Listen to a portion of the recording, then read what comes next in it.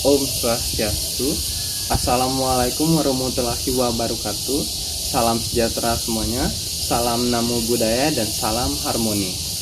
Perkenalkan, nama saya Igede Agusti Faharta Mahendra. Saya dari Prodi Ilmu Hukum dengan NIM 221410163. Saya juga dari Rombel 2. Di sini izinkan saya untuk mempresentasikan dan juga memaparkan materi saya mengenai jawaban yang diberikan oleh Ibu Kade selaku dosen Bahasa Indonesia dengan memberikan tugas, yaitu memberikan soal juga, yaitu identifikasilah sistematikanya dari artikel ilmiah berikut. Yang kedua, berdasarkan contoh artikel tersebut, bagaimanakah cara merumuskan masalah, tujuan dan manfaat penelitian. Sebelum saya menjelaskan dan juga menjawab tentang soal-soal yang diberikan, izinkan saya untuk menjelaskan tentang sistematika artikel ilmiah tersebut. Sistematika artikel ilmiah merupakan struktur dari artikel ilmiah yang perlu dan harus ada dalam pembuatan artikel ilmiah. Artikel ilmiah menjadi dasar dari hasil penelitian secara umum dan terdiri dari berbagai aspek yang penting. Aspek-aspek tersebut meliputi judul, nama identitas penulis, abstrak, kata kunci, pendahuluan, pembahasan atau tinjauan pustaka, metode penelitian, hasil penelitian, kesimpulan dan saran, dan yang terakhir harus tercantum daftar pustaka. Dalam sistematika artikel ilmiah, saya bagi menjadi dua bagian, yaitu bagian awal dan juga bagian inti. Bagian awal termuat yaitu judul. Judul artikel adalah struktur artikel ilmiah yang merupakan bentuk dari semangat, jiwa, esensi, dan juga cita keseluruhan dari sebuah artikel ilmiah yang penulis tulis. Dalam artikel yang diberikan, judul yang dibuat yaitu pengaruh kesadaran membayar pajak, pengetahuan dan pemahaman peraturan perpajakan, dan kualitas terhadap kemauan membayar pajak wajib orang pribadi di Kota Tomohon. Lalu yang kedua ada identitas penulis. Identitas penulis berupa nama penulis tanpa gelar dan juga lembaga atau instansi yang bertugas. Dalam artikel tersebut nama penulisnya adalah Siska Lovihan. Lalu yang ketiga ada abstrak. Abstrak biasanya memuat mengenai inti permasalahan ataupun tujuan bagaimana cara penelitian itu dilakukan di dalam artikel tersebut, dan bagaimana hasil dan juga kesimpulan yang didapatkan dalam penelitian tersebut dan dituangkan ke dalam artikel ilmiah. Yang keempat yaitu ada kata kunci. Kata kunci atau keyword biasanya merupakan pilihan kata yang memiliki makna yang mengandung nilai terkandung dalam artikel ilmiah tersebut. Kemudian biasanya, kata kunci atau keyword sengaja disajikan untuk membantu para pembaca. Dalam artikel tersebut dan dalam dalam artikel ilmiah tersebut, kata kunci yang diberikan yaitu adalah pajak. Lalu bagian inti. Bagian inti itu termuat yaitu pendahuluan. Pendahuluan merupakan bagian yang menguraikan apa saja menjadi permasalahan yang tentu dihubungkan dengan penelitian sekaligus menjadi sajian parameter yang digunakan dalam penelitian tersebut. Dalam pendahuluan terdiri dari beberapa bagian, yaitu yang pertama latar belakang. Latar belakang yaitu bagian karya ilmiah yang berisi alasan mengapa masalah tersebut diangkat dan topik itu dipilih. Dalam artikel ini, latar belakang penelitian yang dilakukan yaitu untuk menganalisis pengaruh kesadaran membayar pajak, pengetahuan perpajakan, pemahaman peraturan perpajakan, kualitas layanan terhadap kemauan membayar pajak di kantor pelayanan, penyuluhan dan konsultasi perpajakan di Tomohon. Lalu yang kedua ada rumusan masalah. Rumusan masalah memuat pertanyaan yang hendak dijawab oleh penulis melalui karya ilmiahnya. Kata yang selalu digunakan oleh penulis untuk merumuskan masalah yaitu mengapa, bagaimana, dan apa. Lalu yang ketiga ada tujuan penelitian. Tujuan penelitian adalah tujuan dari penelitian tersebut dibuat dan dilakukan. Dalam tujuan artikel ini yaitu untuk mengetahui pengaruh kesadaran membayar pajak terhadap kemauan membayar pajak wajib orang pribadi di Kota Tomohon. Lalu yang kedua ada untuk mengetahui pengaruh pengetahuan dan pemahaman peraturan perpajakan terhadap kemauan membayar pajak orang pribadi di Kota Tomohon. Lalu yang ketiga untuk mengetahui pengaruh kualitas layanan terhadap kemauan membayar pajak wajib orang pribadi di Kota Tomohon. Lalu ada manfaat penelitian. Manfaat penelitian merupakan manfaat-manfaat yang didapatkan dalam melakukan penelitian tersebut dan menjadi manfaat apa saja untuk kedepannya. Lalu yang ke bagian inti kedua yaitu ada tinjauan pustaka. Tinjauan pustaka adalah ringkasan yang bertulis mengenai artikel dari jurnal, buku, ataupun dokumen-dokumen yang mendeskripsikan teori serta suatu informasi baik yang masa lalu ataupun masa kini. Mengorganisasi pustaka ke dalam topik dalam dokumen yang dibutuhkan dalam proposal penelitian.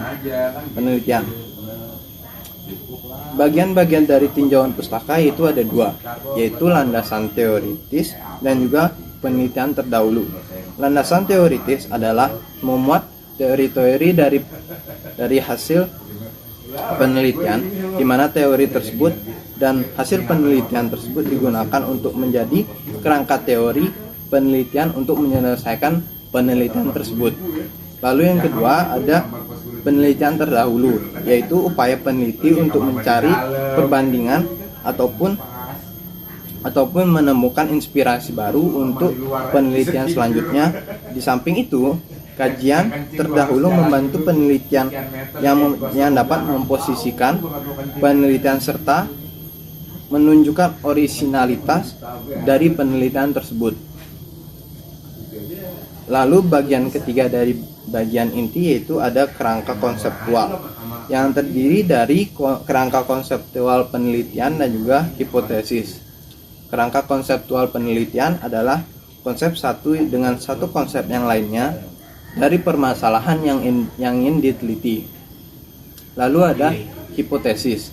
Hipotesis merupakan anggapan dasar adalah jawaban sementara terhadap masalah-masalah yang bersifat praduga karena masih harus dibuktikan kebenarannya. Lalu bagian inti yang keempat yaitu ada metode penelitian. Metode penelitian adalah sebuah prosedur atau langkah-langkah dalam mendapatkan pengetahuan ilmiah atau ilmu.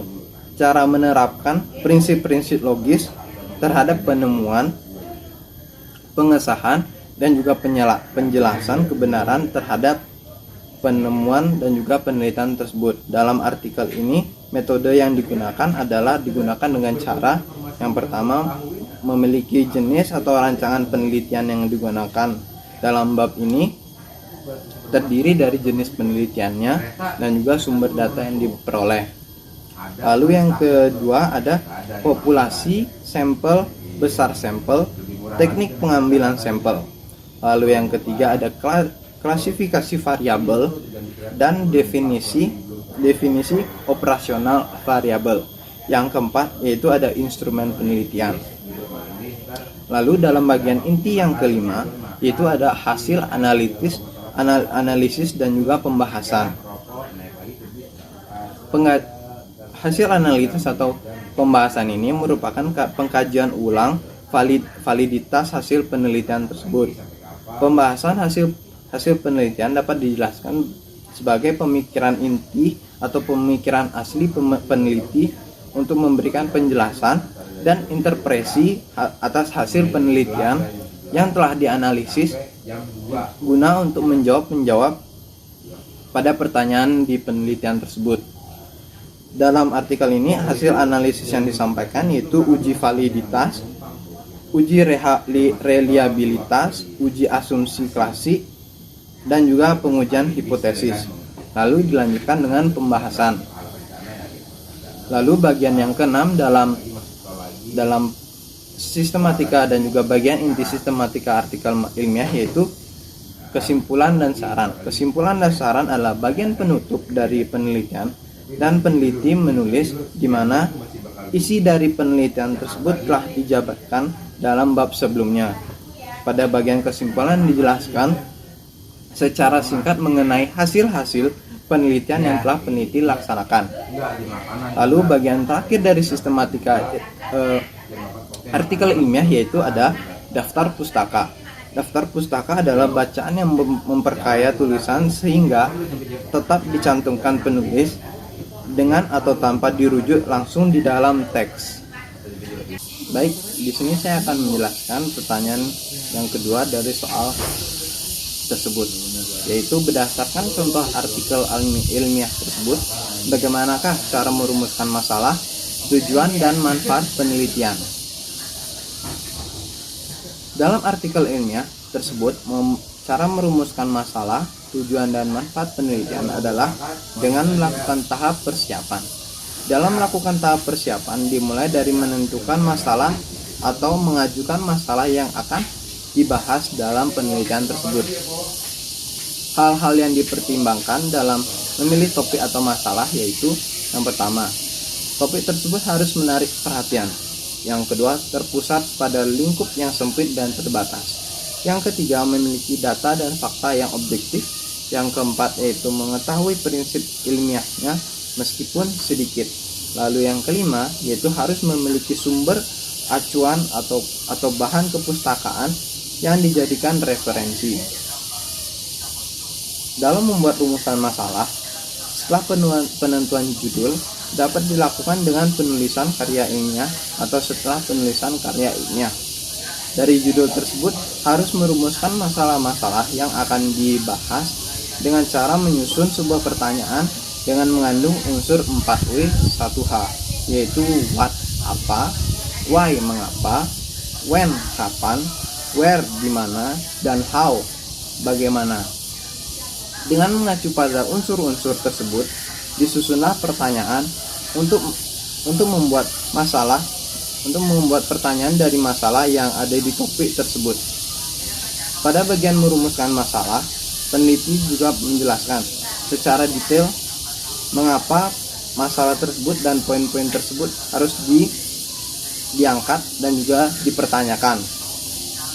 Dalam artikel ilmiah tersebut, peneliti merumuskan masalah dengan mengacu pada latar belakang masalah dan juga topik yang dibahas. Lalu, setelah merumuskan masalah, peneliti juga harus membuat tujuan dan manfaat penelitian. Dalam hal ini, peneliti harus menentukan tujuan dari masalah tersebut dan menjawab pertanyaan-pertanyaan dari rumusan masalah yang telah ditentukan. Sedangkan manfaat penelitian adalah keuntungan ataupun manfaat apa saja yang telah didapatkan dalam melakukan penelitian tersebut, dan juga keuntungan apa saja yang diberikan kepada masyarakat, kepada orang-orang di luar ataupun pembaca setelah penelitian ini dilakukan dengan selesai. Sekian presentasi dari saya. Mohon maaf jika ada kesalahan kata ataupun dari nada bicara yang saya sampaikan. Saya pamit undur diri. Om Santi Santi Santi Om. Wassalamualaikum warahmatullahi wabarakatuh. Salam sejahtera, salam namo buddhaya, dan salam harmoni.